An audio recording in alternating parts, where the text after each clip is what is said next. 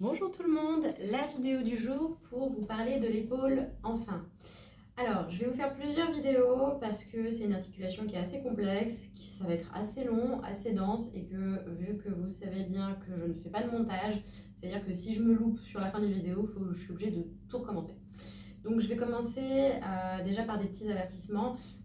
Les vidéos que je vous propose ici, eh ben, ça ne remplace pas des soins en kinésithérapie. L'objectif, c'est de vous donner un support pour des petits exercices complémentaires à ce qu'on voit au cabinet. On est bien d'accord que ce n'est pas mon boulot. Après, si tous mes patients avaient la possibilité d'aller voir le kiné approprié, pas trop loin de chez eux, pas très loin de leur boulot, qu'ils avaient du temps à investir dedans, voilà, c'est toujours mieux, on est bien d'accord. À défaut, je vous propose cette petite alternative. Je vous ai déjà dit qu'il y a d'autres sources. Moi, je sais que j'aime bien regarder à titre personnel Major Mouvement, Thibaut InShape, ce genre de choses. Voilà, donc quand on travaille l'épaule en cabinet, souvent on ne travaille pas que l'épaule, hein, on travaille les cervicales, les dorsales. Il faut savoir que l'épaule, quand vous voulez avoir une épaule qui fonctionne bien, il faut que l'articulation de l'épaule, c'est l'articulation gléno-humérale, donc entre la tête de l'humérus et l'omoplate. Il faut que celle-ci fonctionne bien.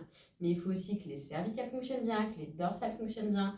Il faut que l'omoplate puisse glisser sur le gris costal.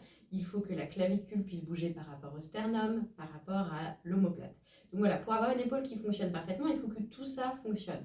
C'est pour ça que souvent, quand vous venez me voir pour une épaule, je ne vais pas voir que l'épaule, évidemment. Et surtout, quand je vous propose une prise en charge un peu plus complète, je vais vous dire, en fait, là, il va falloir renforcer l'épaule, mais aussi, il va falloir renforcer les cervicales et les dorsales. Voilà. Donc, notre épaule, c'est l'articulation la plus mobile du corps. Elle peut faire donc de l'abduction, ok. Elle peut faire de l'antépulsion quand on va vers l'avant. Elle peut faire de la rétropulsion, elle va vers l'arrière.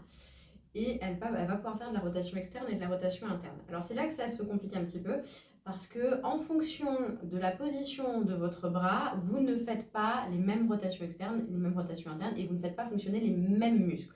Donc, première rotation externe. Alors je leur ai donné des petits noms pour moi, mon souvenir, parce que sinon je les mélange toujours.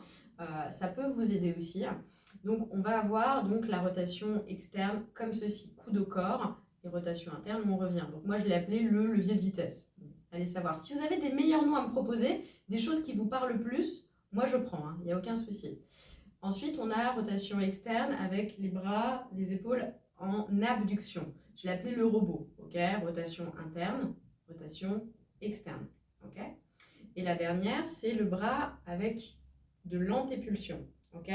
Donc, je l'ai appelé l'essuie-glace. Pourquoi? Parce que là, on fait une rotation interne, là, on fait une rotation externe. Et donc, il va falloir renforcer tous ces axes-là, toutes ces mobilités-là, pour renforcer tous les muscles de l'épaule. Voilà, donc ça, c'est la petite introduction. Hop, bon, vous le savez, je ne fais pas de coupure. Hop, je ne fais pas de montage, je coupe là. Allez, à la prochaine.